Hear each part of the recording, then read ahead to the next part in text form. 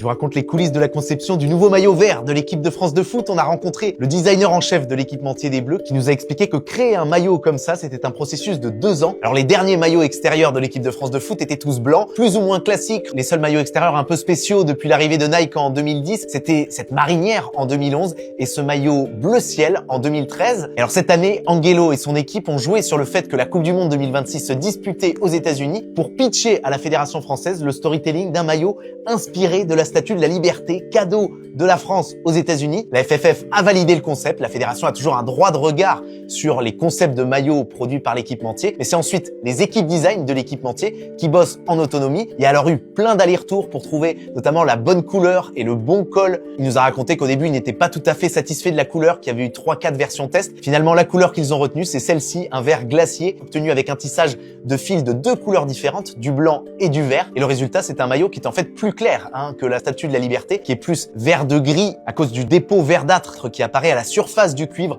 en raison de l'oxydation. Ce n'est pas naturel. Ils ont aussi travaillé sur une couleur cuivrée pour l'écusson et le logo, inspiré là aussi de la statue. Et on retrouve aussi cette couleur d'ailleurs sur le maillot domicile. Alors qu'est-ce que vous en pensez de ce maillot ?